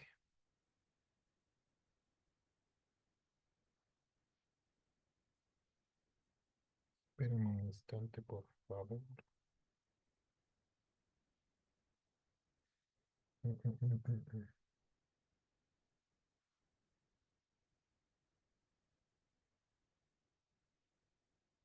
Ya. Patria potestad. El poder absoluto que tiene el jefe de familia sobre sus descendientes legítimos o adoptivos, solo para los ciudadanos. Tenemos también el derecho sobre personas y bienes. Veamos un poco a profundidad en cuanto a personas. El derecho de decidir sobre la vida o la muerte. Con el tiempo, esta autoridad y esta decisión tan trascendental y tan poderosa va a menguar. Sobre bienes o peculio, también denominado peculio, tenemos el profectio, que era el conjunto de bienes o sumas de dinero que el pater familias cedía a sus hijos, solo para que estos lo administren, mas no así lo disponga. Castrense está compuesto por bienes que adquiría el hijo en su condición de soldado. Tenía facultad de administración y de disposición. Oasi castrense lo va a adquirir el hijo como funcionario imperial por el ejercicio de su profesión, y va a tener una facultad de administración y disposición sobre estos. Adventium, tenemos los bienes adquiridos por vía materna como ser herencia, legado y donación. Clases de matrimonio. Vamos a ver un poquito las modalidades que existen en cuanto al matrimonio. Tenemos el cum manus, que va a ser una forma de pertenecer a una familia donde la mujer va a ingresar como agnada en la familia del marido, familia política, lo que hoy conocemos. Esta conformación suponía romper los lazos con la antigua familia u originaria. ¿Ven cómo un poco se maneja drásticamente este tema de las uniones? Tiene similar naturaleza con la regulación en cuanto a ciudadanía. Tú no podías tener doble ciudadanía, hemos mencionado, ¿no? Lo propio aplica con el tema de familias. Si uno ingresaba en una familia, pues renunciaba a los vínculos que tenía con la anterior. Clases, tenemos la conferratio, que era una ceremonia religiosa celebrada ante 10 testigos y el sacerdote de Júpiter o pontífice máximo. Unión realizada entre patricios. Esta unión era realizada entre patricios. La coemptio, que era una compra fingida de la mujer, los plebeyos se casaban por esta forma de ficción civil. El usus, que era una forma de establecer la posesión de la mujer, aunque esto suena un poco machista para nuestra época, pero así era en antigua Roma. Es decir, cuando el marido ejercía la posesión y potestad marital por un año, se evitaba si la mujer abandonaba el domicilio conyugal por 3 noches seguidas. Imagínense. Tenemos la otra modalidad, la sine manus, que se va a dar en la época de Justiniano, también llamada el matrimonio libre. Las condiciones se mantienen al constituir el matrimonio y los bienes son conservados por los cónyuges. Y para el mantenimiento de las cargas matrimoniales, la mujer va a constituir una dote. Aquí yo quisiera que hagan una pequeña lectura mientras yo voy a callar a mi enana, que está haciendo mucha bulla. El artículo 137 de la ley 603, demos una lectura y vamos a comentarla de un minutito.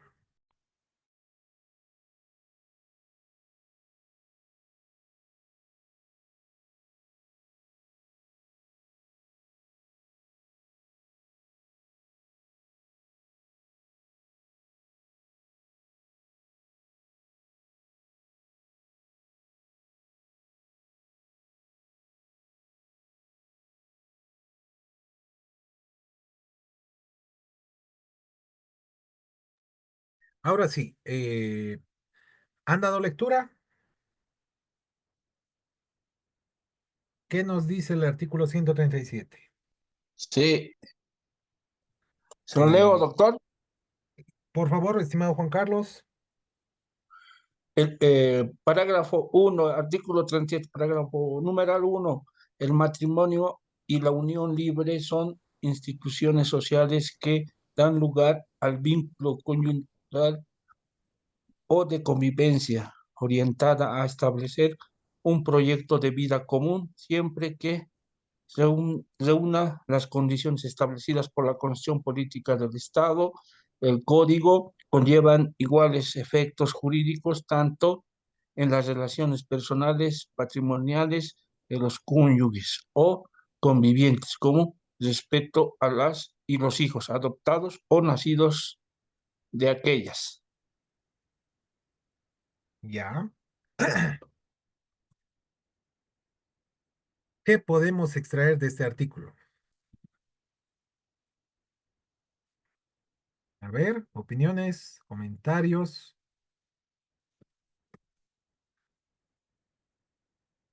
¿Qué te ha parecido el artículo?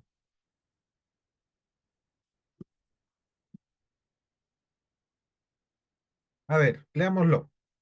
El matrimonio y la unión libre son instituciones sociales que dan lugar al vínculo a... Mil disculpas, pero esto ya lo hemos leído. Bueno, me he olvidado poner los numerales.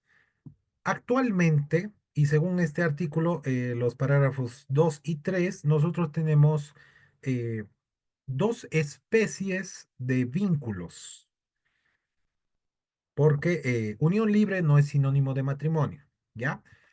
Pero una de ellas es justamente el matrimonio. Es aquel celebrado bajo toda la formalidad y la solemnidad posible que le da y le reviste de legalidad, ¿no es cierto?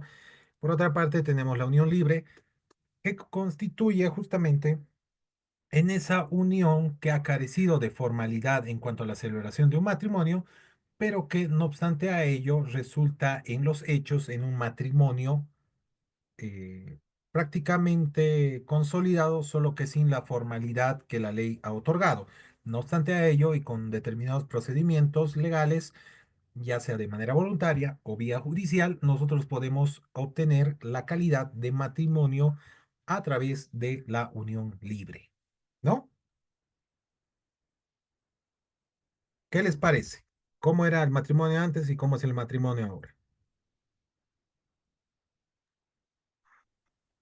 Bueno, por lo visto no ha cambiado mucho. Antes también se contemplaba la unión libre como un proyecto de vida en común entre dos personas.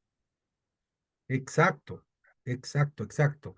La única diferencia quizás sería en el sentido en que hemos ido evolucionando un poco el tema de las modalidades, ¿no?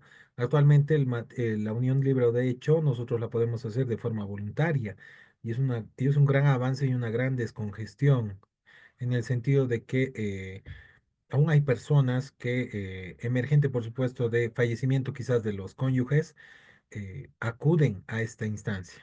Denme un minuto, por favor.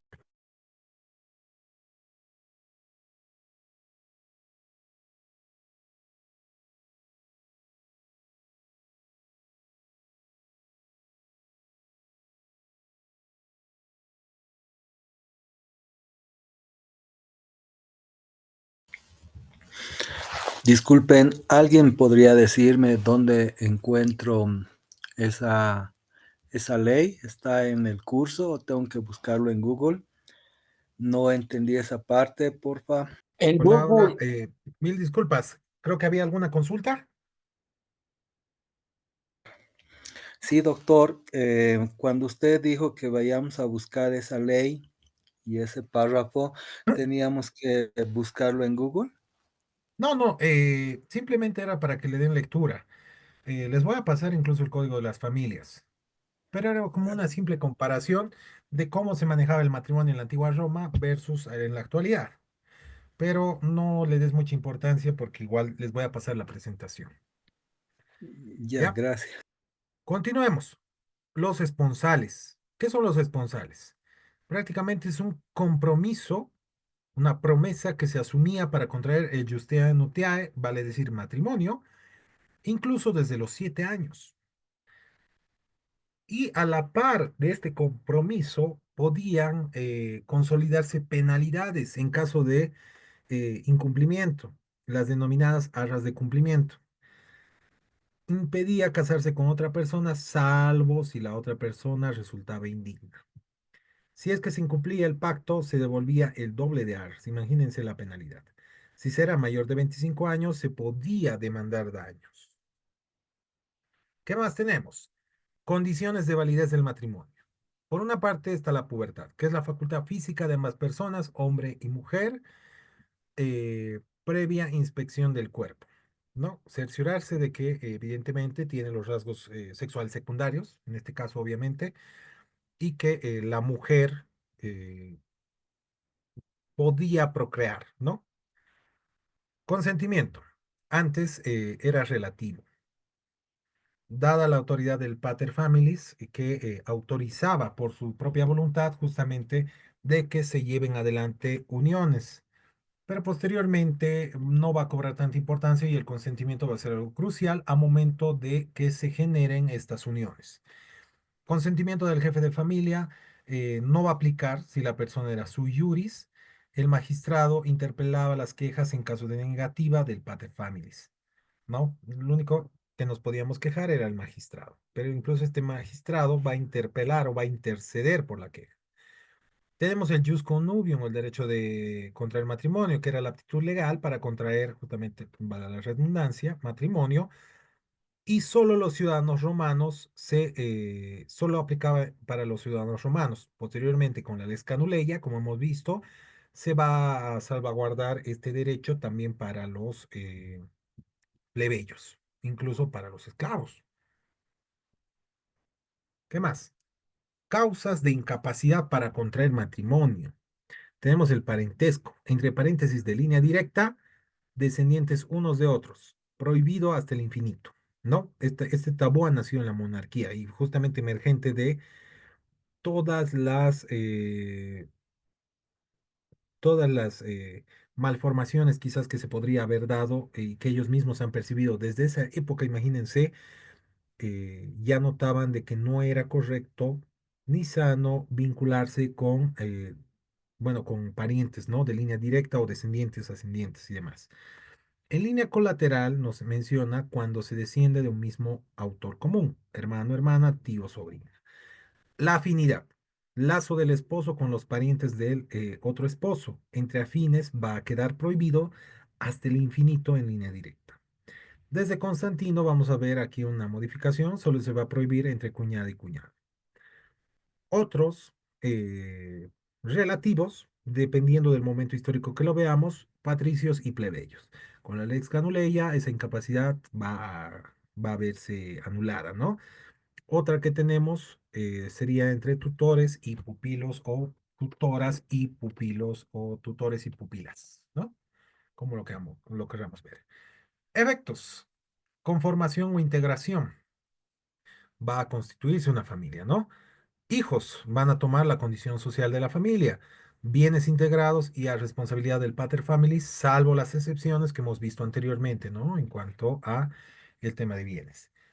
Veamos pero ahora cómo muere o se disuelve el matrimonio. Uno va a ser obviamente por la muerte de uno de los dos, uno de los esposos.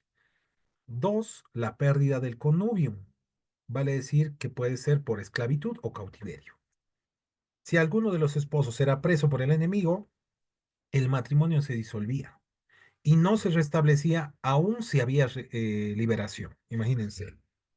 Divorcio, también denominado bonagratia o por consenso, por repudiación, era invocado en el hombre cuando existía adulterio de por medio, ¿no? Y que la mujer hablaba con otros, salía sola sin consentimiento del marido, en caso de la mujer, si es que el marido la prostituía o si cometía adulterio por su parte, por supuesto, el marido. Esta causal es para ambos, el intento de muerte, sedicias, injurias y crimen de alta traición. La regulación actual en cuanto a la disolución del matrimonio la tenemos en el 204, que como ustedes saben es justamente un divorcio también llamado sin causa, en el que basta con que alguno de los cónyuges decida romper el vínculo matrimonial o en pocas palabras y conforme está desarrollado en el Código de las Familias, que se rompa el proyecto de vida en común. Otras uniones, a ver qué nos menciona en cuanto a estas otras uniones que podrían haber existido. El concubinato, para aquellos que no podían acceder al connubio. Los hijos eran llamados naturales. El stuprum, uniones ilícitas, generalmente por incesto y adulterio, cobrando los hijos de estas relaciones la denominación de hijos incestuosos o ex demandata coitu y los adultereni. Matrimonio sine connubium, cuando alguna de las dos partes no tenía ese derecho. Contubernio, unión de esclavos y un liberto y un esclavo, o el hijo va a seguir la condición de la madre, como ya hemos mencionado, ¿no? ¿Qué tenemos? La adopción. La adopción, como ustedes saben, es un mecanismo por el cual nosotros incorporamos eh, a un hijo como nuestro hijo legítimo, ¿no es cierto? Veamos cómo se manejaba en Roma.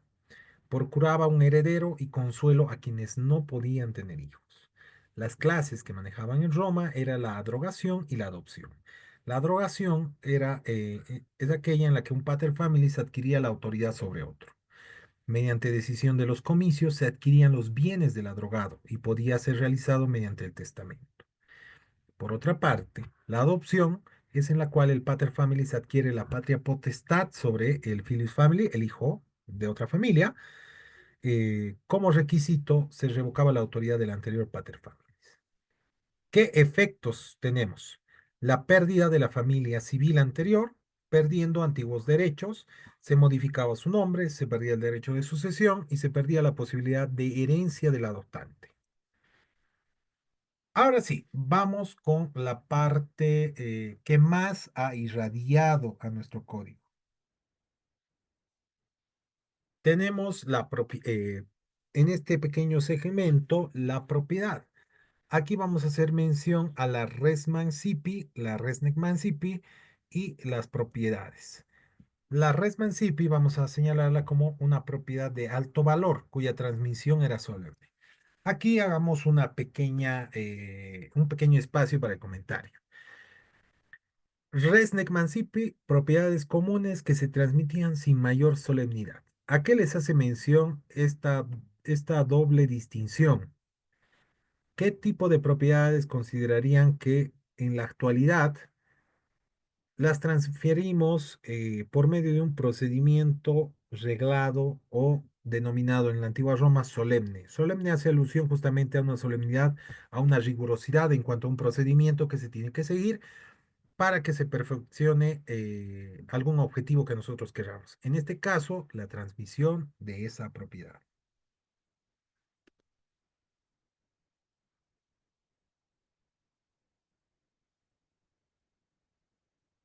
Vamos.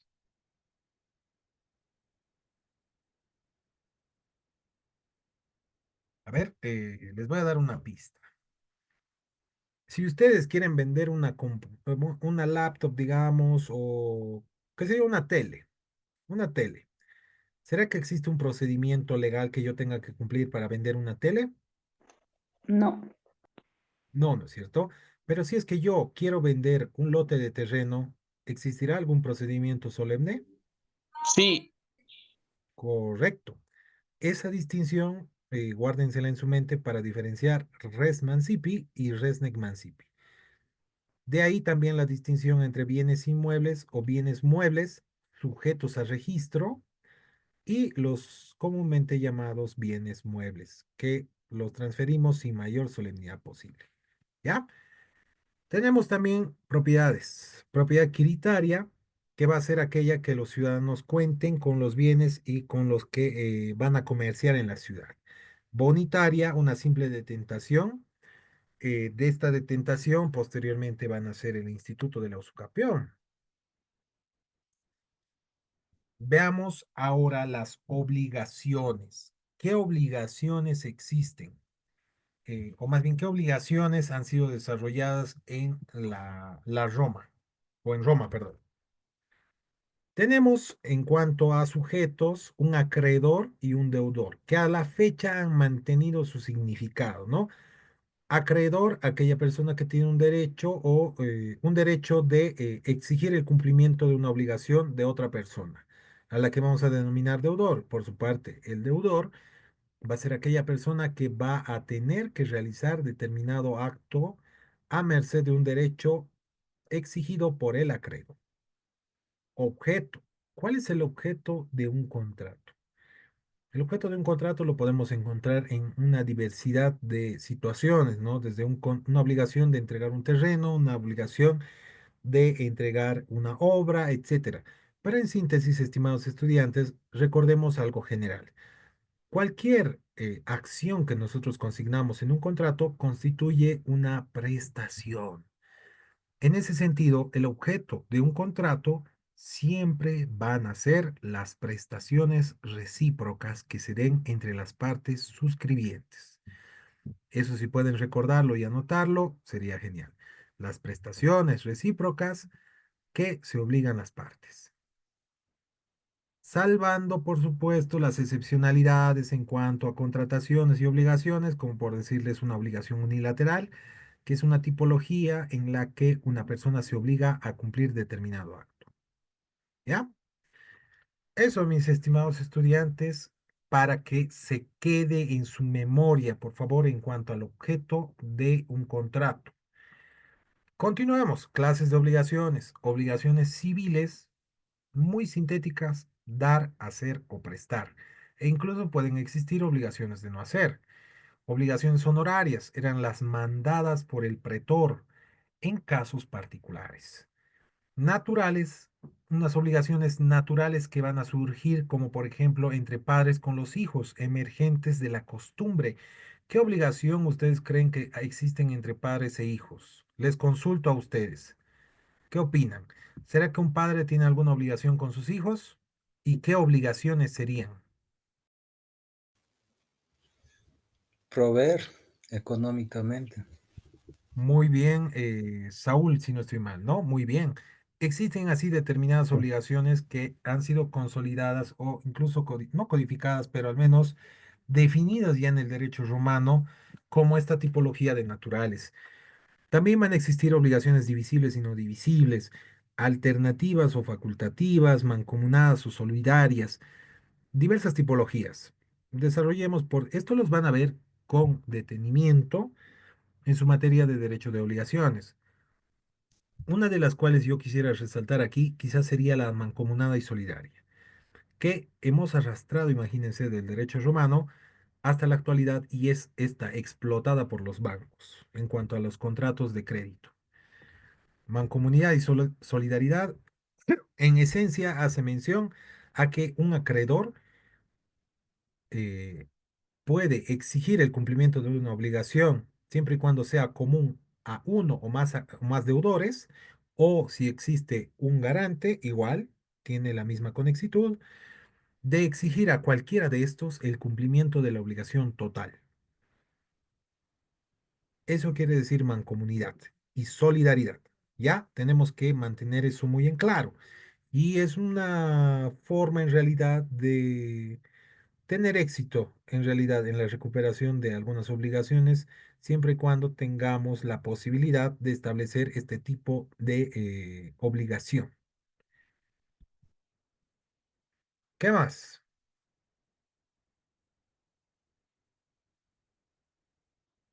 A ver, fuentes de las obligaciones.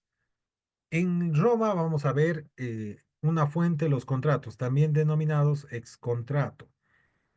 El más común que podemos señalar aquí es el contrato de compraventa.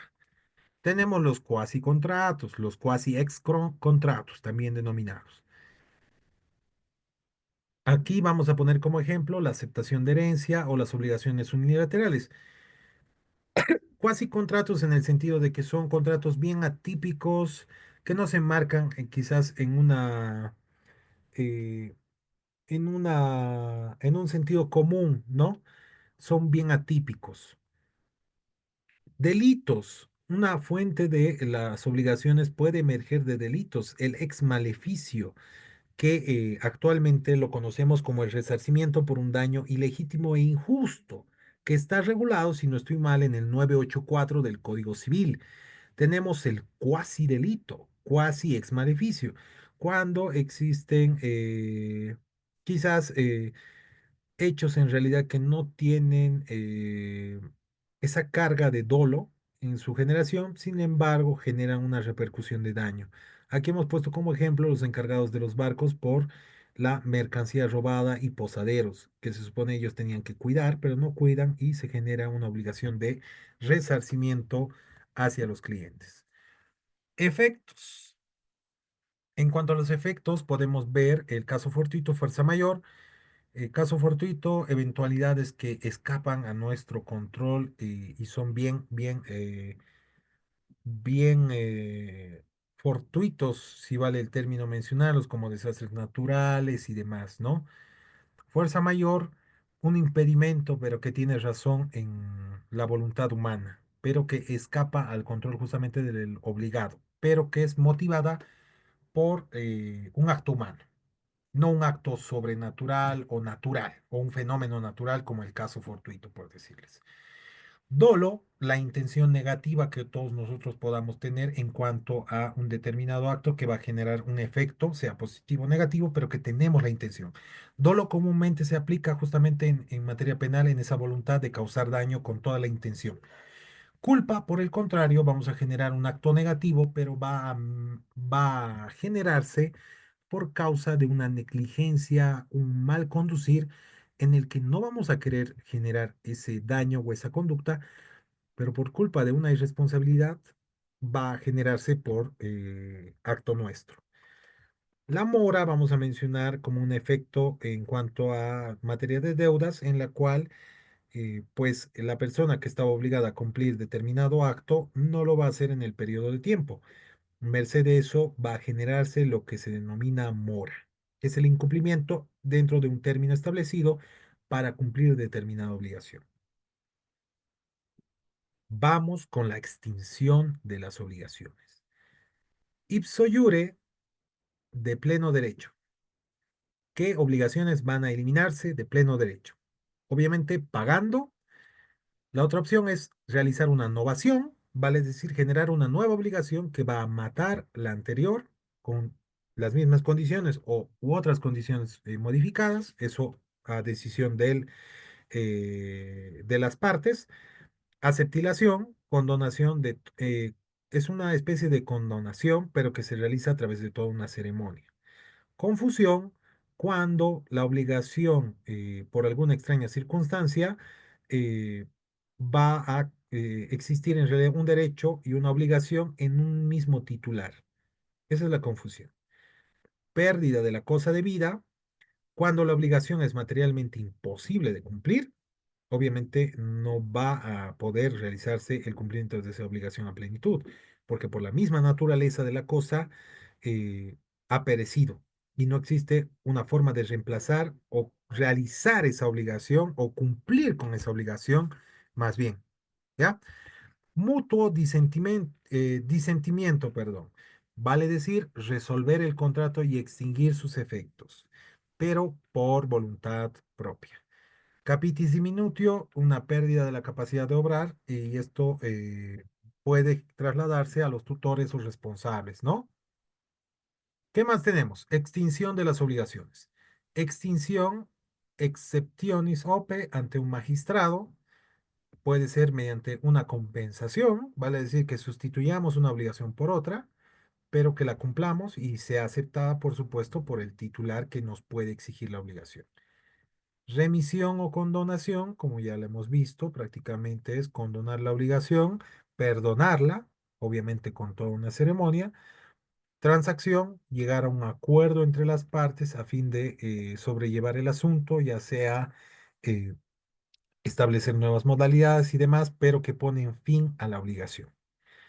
La prescripción, que va a estar reglada en un término de 30 años en Roma. Actualmente nosotros tenemos un término de prescripción, dependiendo, ¿no? Para las deudas prescriben en 5 años, daños en 2 años, y así. Existen regímenes de prescripción específicos para cada cosa. Debemos revisarlos esos con mayor detenimiento en el Código Civil. Contratos. ¿Qué es el contrato? Pues el contrato es prácticamente el consenso entre dos partes, dos o más partes, a fin de crear, modificar o extinguir una relación jurídica. ¿Qué requisitos? Según nuestro código tenemos el consentimiento, objeto, causa, forma. Obviamente motivados estos por medio de dos o más sujetos, que tienen que tener, obviamente, capacidad de obrar.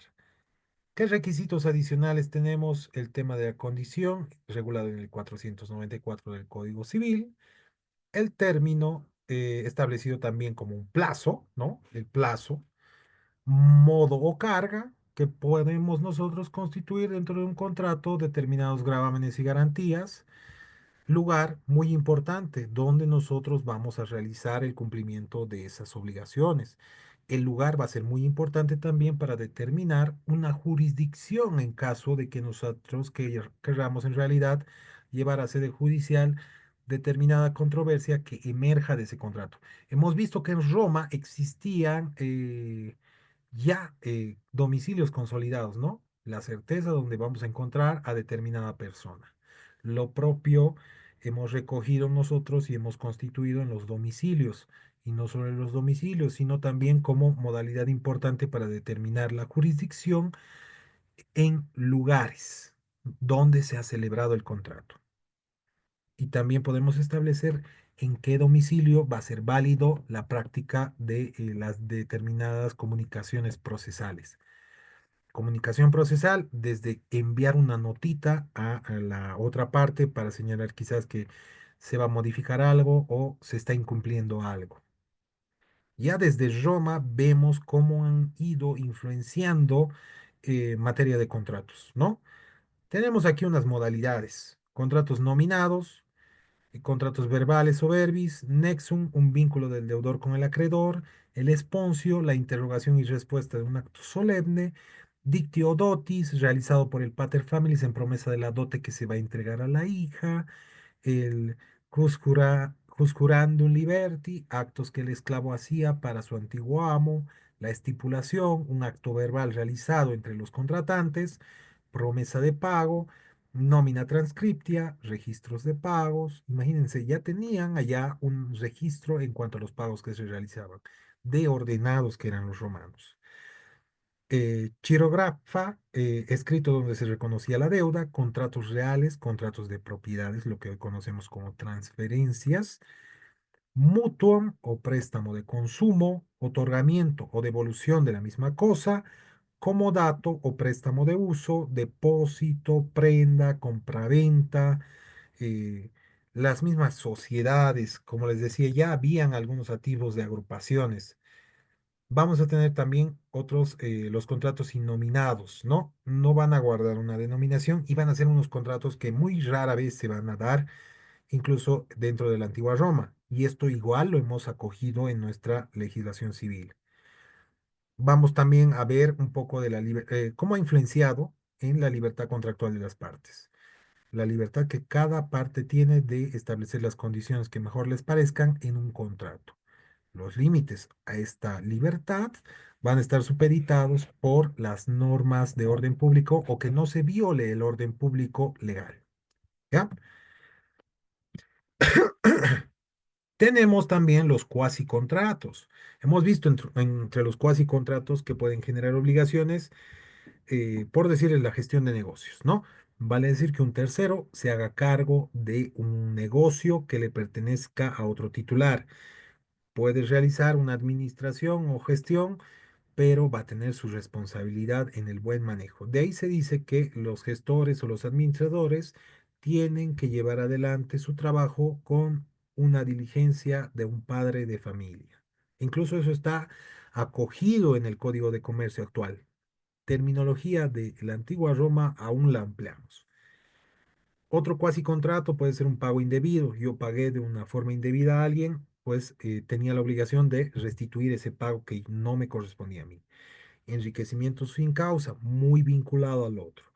Tutela y curatela, los tutores cuando eh, estaban realizando actividades de cuidado del patrimonio de algún menor o alguien que esté a su cargo, ¿no?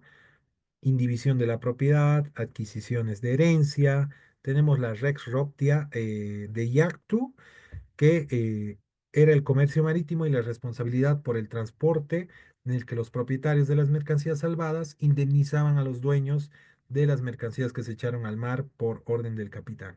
Si es que estaban persiguiendo piratas o existía algún peligro en la nave, podían aligerar las cargas, ¿no? Pero existía un deber de indemnización. Imagínense cómo era incluso ya desde Roma. Cuasi delitos, torpeza o deshonestidad judicial, una mala decisión cuando provocaba un efecto negativo, la autoridad pagaba los daños. Imagínense, sería lindo que pasara en la actualidad por algunos fallos indebidos.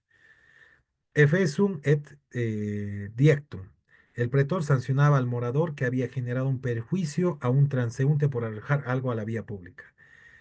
Positis et suspensis, para decir, sancionar a una persona que mediante actos generaban riesgos o daños a otras personas. Responsabilidad de barqueros y posaderos, ya lo hemos mencionado, ¿no es cierto? El deber de cuidado que tenían respecto a las propiedades que tenían aquellas personas que se alojaban ahí o que usaban esas naves. Y bueno, considero que hemos avanzado de una forma adecuada todo el contenido medular que hace a derecho romano. No sé qué dudas existan en cuanto a esta exposición que hemos hecho. La grabación está realizada. Obviamente esto no se les va a quedar de un tirón.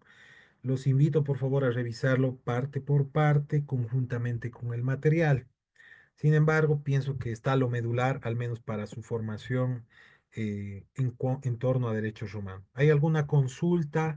Antes de empezar con la ronda de consultas, el trabajo yo voy a pasar al personal de Funde para que les socialice. Lo más seguro es que sea la elaboración de un ensayo en cuanto a la influencia que ha cobrado el derecho romano a nuestro derecho actual, pero no va a ser de forma general, sino les voy a pedir de determinadas áreas a fin de que profundicen ustedes determinada área y me hagan un ensayo adecuado. Ahora sí, ¿existe alguna duda, consulta, comentario? Doctor, los materiales o los diapositivas, todo. Estimado Juan Carlos, se les va a transmitir materiales, las presentaciones y la consigna de trabajo, todo en uno, así que pierdan cuidado. ¿Alguna otra consulta?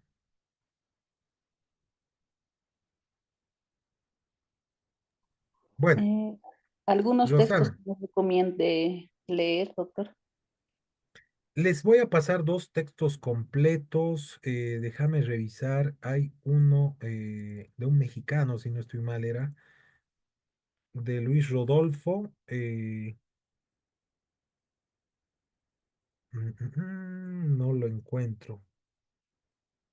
No lo encuentro el nombre del autor, pero les voy a pasar. Hay dos libros muy completos y lindos con la historia del derecho rumano y todas las implicancias. Les voy a pasar material en PDF para que lo revisen con calma y detenimiento. ¿Ya? De eso pierdan cuidado. Se les va a dar el material para que complementen lo que hemos avanzado en la sesión y el que desee profundice un poco más. Y va a ver cómo se entrelaza mucho, principalmente con la normativa civil. Bueno, ¿hay alguna otra consulta para que cerremos la sesión? Doctor, una consulta. Mañana las clases a las 2 de la tarde se va a llevar. No, no, estimada Verónica. Justamente les había mencionado al inicio de la clase, por razones de fuerza mayor, yo me voy a ver impedido de darles la sesión esta sesión que les he dado prácticamente se las he dado de corrido y he unificado las sesiones en el día de hoy. Así que aquí está el contenido de mañana. Mañana no tendrían ustedes clases conmigo, justamente por unos compromisos de fuerza mayor que yo me veo obligado a cumplir eh, el día de mañana justo en la tarde. Está Doctor, bien, otra doctor. consulta. Dime, Saúl.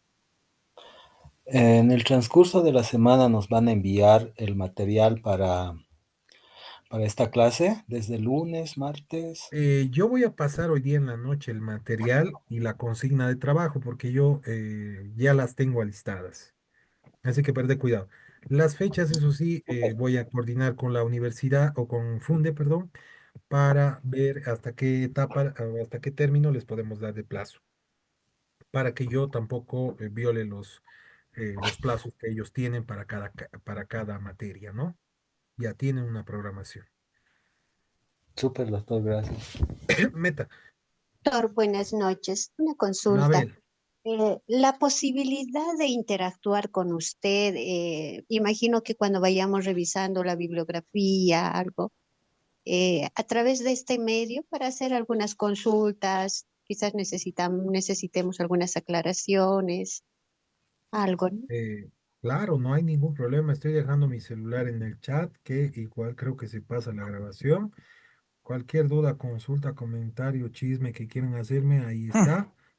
Eh, con todo gusto me escriben al WhatsApp. Eso sí, a veces estoy ocupado. Esta semana hasta el día domingo, por decirles, voy a estar sin vida. Sin embargo, como ya tengo todo listo, le voy a pasar a la doctorita que nos está colaborando para que les socialice a ustedes. Y cualquier cosa me escriben nomás al WhatsApp. Si es que no les respondiera, como a veces puede pasar, a todos nos puede pasar que se nos va. Me echan un WhatsApp para recordarme que les responda la consulta y con todo gusto les voy a responder. Doctor, esta Gloria. clase que se ha grabado va a estar en la